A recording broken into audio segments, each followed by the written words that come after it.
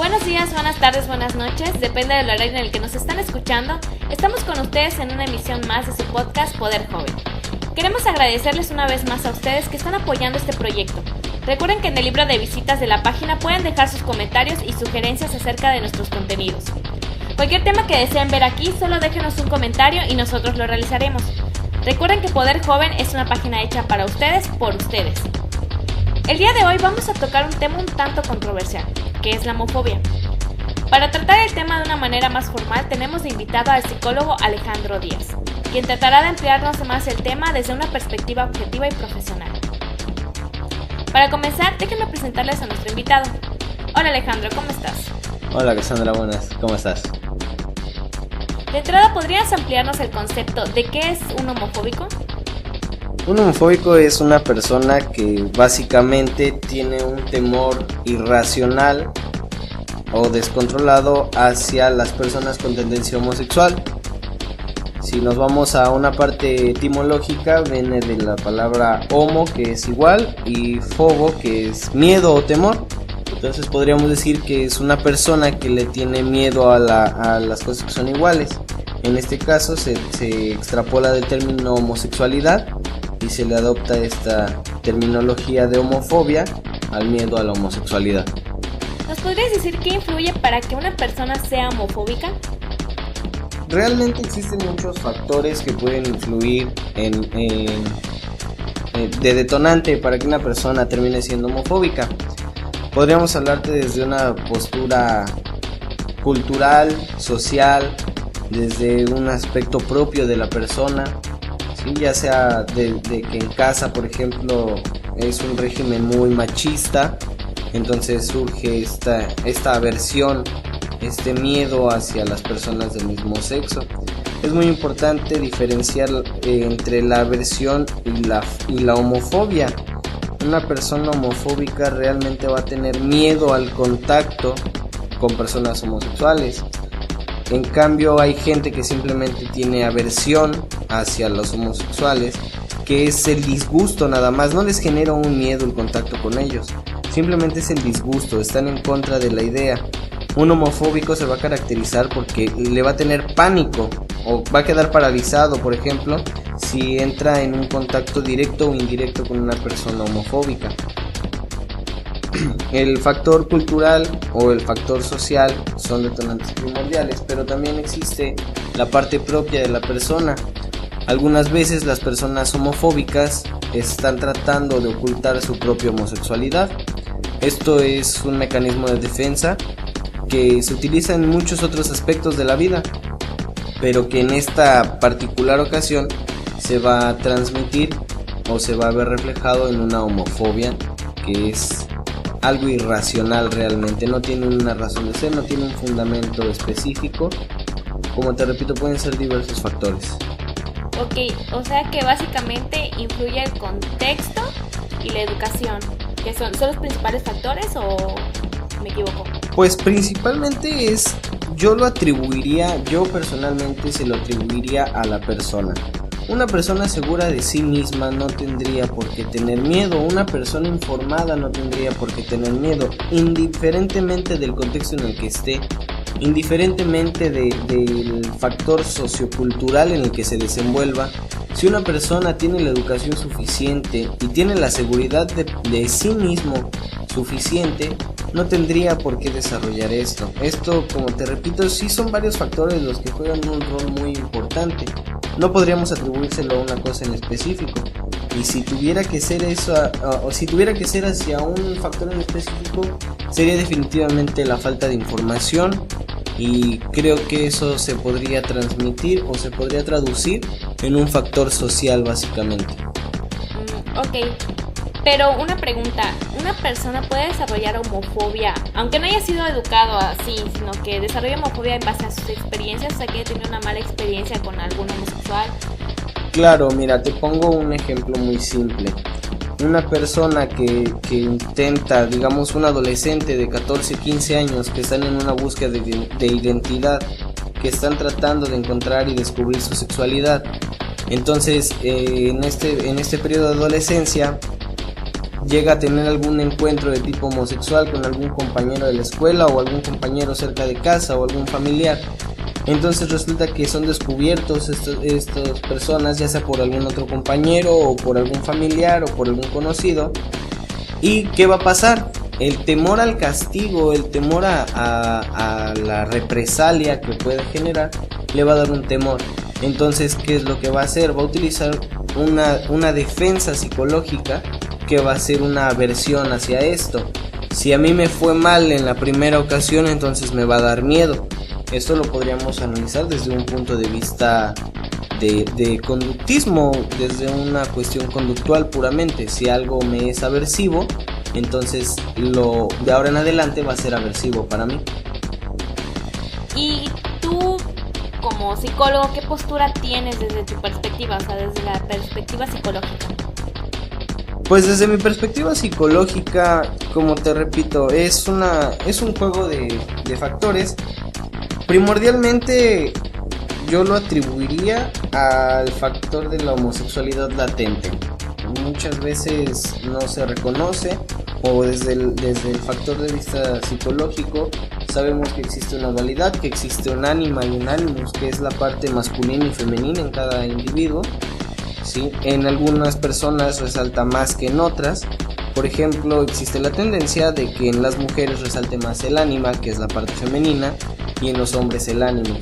En algunos casos se refleja más el ánima en hombres o más el animus en mujeres, y entonces comienzan a haber ciertas tendencias homosexuales. En algunos casos, por el factor social o la falta de información o la falta de valor de atreverse a explorar uno mismo, su sexualidad, pues entonces recaemos en bloquear esto y verlo como algo negativo, como algo malo. Entonces nos va a generar miedo. ¿Por qué nos va a generar miedo? Generalmente va a ser por el hecho de que nosotros terminemos siendo iguales. Si empiezo a encontrarle el lado bueno a las cosas, probablemente me voy a exponer a experimentarlo, pero de igual manera sé que al exponerme a experimentarlo puedo tener un enorme riesgo a una represalia. ¿Y qué impacto o qué repercusiones psicosociales puede causar la homofobia en la comunidad gay? Bueno, este impacto no nada más va a llegar a la comunidad gay, realmente son los más afectados. Puede afectar desde la familia, porque puede que la familia sea de mente abierta y entonces tal vez el hijo simplemente se comporta con esta postura, ¿sí? O por ejemplo las familias que actualmente ya están conformadas entre papá o mamá, y de repente el hijo es víctima de bullying en la escuela y termina con una conducta homofóbica. Imagínate el impacto a nivel familiar que va a tener. Y esto ya lo ponemos en la comunidad gay. Abarcamos dos factores, el factor directamente familiar y abarcamos también el impacto en la comunidad gay. También tenemos la parte de la aceptación o la discriminación, dependiendo del contexto, como tú bien mencionabas, hacia estas personas.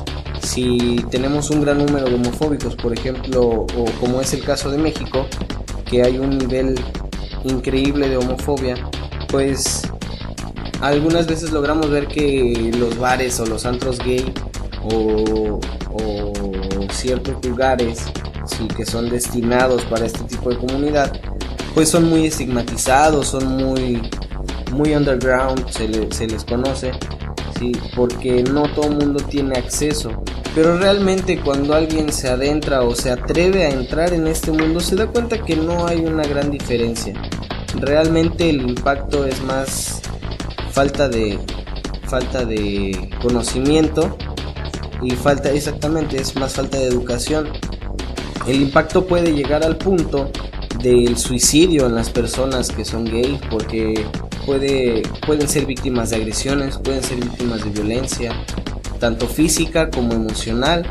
Entonces esta gente tiende a perder valía en sí misma y tienden a sentirse mal. ¿Por qué? Porque son atacados en demasía. Es increíble el número de homofóbicos que existen en comparación con el número de homosexuales que existen. O sea que es muy común ver ese tipo de pensamiento, ¿no? O sea, ¿qué tan común es? En México es súper común, es una cultura muy arraigada en el machismo, lamentablemente todavía, a pesar de que vemos cambios en la estructura social y en la estructura cultural del país, lamentablemente seguimos en una cultura que se arraiga al machismo, aún en factores muy pequeños, pero que también tienden a ser muy significativos. Y en México es muy común ver, por ejemplo, a la gente por la calle gritarle a un homosexual, ay, maricón o joto, y nosotros lo vemos tan común, pero realmente no nos ponemos a pensar en el trasfondo psicológico que va a tener para la persona que está siendo agredida. Claro, es que siento que hace falta como que mucha empatía, ¿no? Hacia este tipo de acciones. No pensamos mucho en cómo nos sentiríamos si a nosotros nos estuvieran agrediendo, ¿no? Pues sí, efectivamente es un poco la empatía, ¿no? Ahora cambiemos la postura, hagamos un roleplay mental en el que ser homosexual es lo normal y ser un heterosexual está mal visto. Y nosotros como heterosexuales estuviéramos por la calle y fuéramos agredidos por la comunidad gay, ¿cómo nos sentiríamos? ¿Qué impacto tendría en nosotros?